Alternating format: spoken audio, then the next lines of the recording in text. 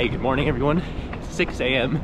I'm about to do a lap through Central Park and then we'll kick off our 18-mile run on the Summer Streets route on Park Avenue right after that 6-mile park loop.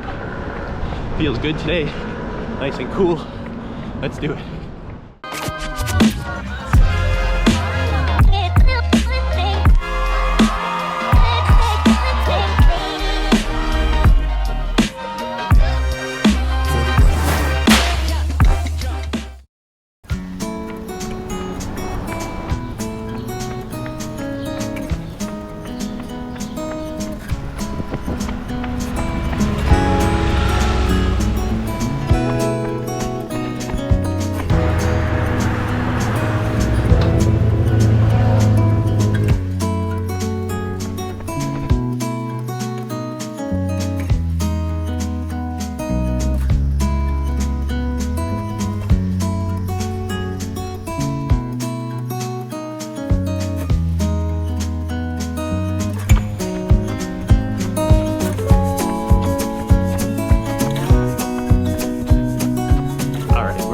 Up out of Central Park now on the north end, and we're going to be linking up with New York City Summer Streets, which is Park Avenue closed all the way from up here at 109th down to the Brooklyn Bridge. It was a little humid in the morning. I felt it right away, but my body, my heart rate, seems like everything's fine, and today will be a good long run. I didn't sleep that well last night, so I think just mentally I'm a little tired, but I'm sure I'll feel good when we get this long run done. It's cool, it's comfortable.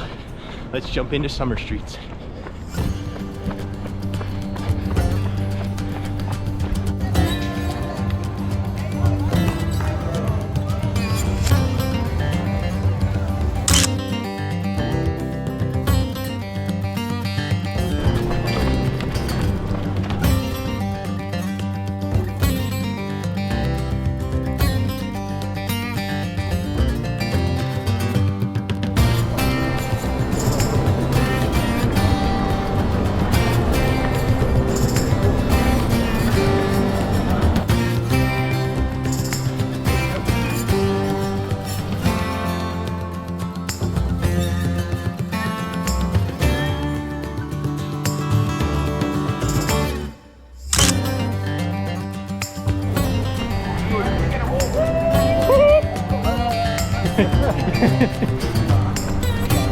Yeah, no one's hitting head to head when they're short.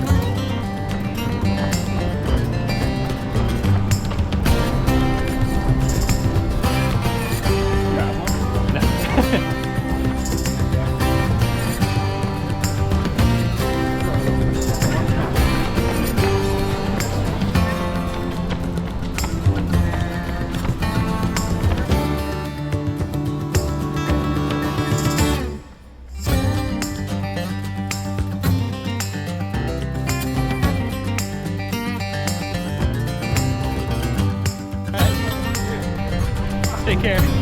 Bye. Bye, Christian.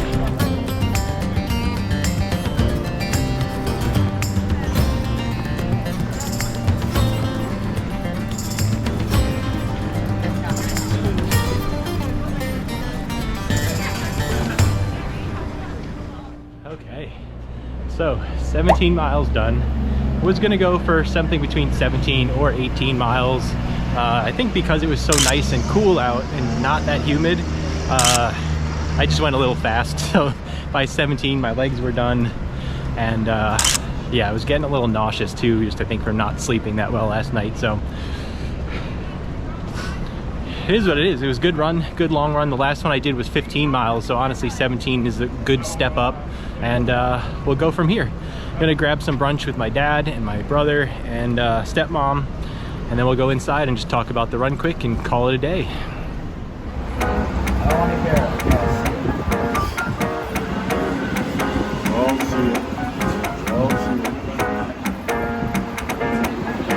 Local who can hike really fast up there. So what happened was the weather's not rainy, getting rainy, and the wind's picking up 30, 40 miles an hour. It didn't rain at all. All right, we did it. We got a full long run in. It felt pretty comfortable. heart rate was under control. We were able to pretty much run through from start to finish. So that's a big confidence booster. If you've been following me for a little bit, you know I've been struggling in the heat. So just really exciting to get a good long run in. I'll start off quickly just by saying, I know I mentioned 18 miles in the beginning. 17 miles was supposed to be last weekend. I only got 14. The weekend before that was 15. So 17 is still a good progression, and I just felt that doing the extra mile, pushing it to 18, I was okay with anything between the two. Pushing it to 18 wouldn't have really given me that much more, and I was really kind of wet because it just truly was still humid in the morning. So I was very sweaty, my clothes were soaked, my shoes were soaked, and I just felt like there was more of a chance of me either opening a blister or something like that on my foot, or just chafing somewhere with all the wet clothing on. And also my legs, like I mentioned, were just getting pretty tired. So there was no problem for me in my mind just ending it there, getting 17 done, and we'll move on to the next long run and the next one and progress from here. We're still in good shape as we move into Chicago 2022. Now we'll talk about the run, and I'll also talk about the shoes I was wearing, because that also factored into a couple little things for me. So first of all, we'll put it up on the screen. 17 miles, you can see all that mile progression. It was pretty much, I would assume, a negative split overall, so I'm happy with that. And it also was more downhill on the way downtown and uphill on the way up, so it was a little bit difficult as we were coming back towards where we had started. I grouped up with my run club at some point right around 109th when we actually got to Summer Street, so that was a really nice timing that played out by me doing that Central Park loop, where again it was just a little bit wet, a little bit humid feeling in the morning, still very cool, felt so much better than the past few weekends because of that low temperature. So the humidity wasn't really a factor, my body wasn't struggling to cool down because it was just cool outside. But again, I started to build up that sweat. Summer Street starts at 109th, we come way uphill as we go down Park Avenue, and eventually it goes down from there. So big hill climb, met up with some more people from the group, got those big group photos, and pretty much ran with some friends the rest of the way. So from miles 6 to the end, I was with other people, other friends, and that was a really big boost to just making the run a little bit easier and a little bit more enjoyable as well. It helped lift some of that mental fatigue when you're running by yourself. So definitely a big benefit to have a group out there. Now the shoe I wore was the Saucony Triumph 19. I got this shoe for 50 bucks, did a full review on it. I really like it. I think it's a great workhorse. The reason I chose this shoe is it's just a big platform on the bottom, so very stable where you land. Not a stability shoe by any means, but again, just stable on the ground. There's no feeling like you're gonna wobble, or there's that cut in at the middle of your foot or towards the heel. So just very balanced, and I just wanted to go out there. I had a little bit of swelling 2 weeks ago with a long run, no issues today, so that's why I ended up choosing this. But the 4-foot stack height is just a little bit lower in this shoe than some of the other things out there today. So being that we were running in New York City, I definitely felt the slapping of the ground by the end as my form breaks down, as my body's getting tired. I started to feel that through the ground on pavement for 17 miles. Just every step was getting a little bit harder, but still got the job done. And again, still very comfortable. I feel very recovered already, and no issues with joints and things like that, because again, I think I was so balanced in the Saucony Triumph 19. So still a great buy for 50 bucks. Still very happy that I had picked these up a couple months ago. So moving on from here, next week is another week that we train towards Chicago. The overall mileage, I believe, is going to drop just a tiny bit next week, because the weekend, instead of a long run, is going to consist of a marathon paced run of about 80 minutes.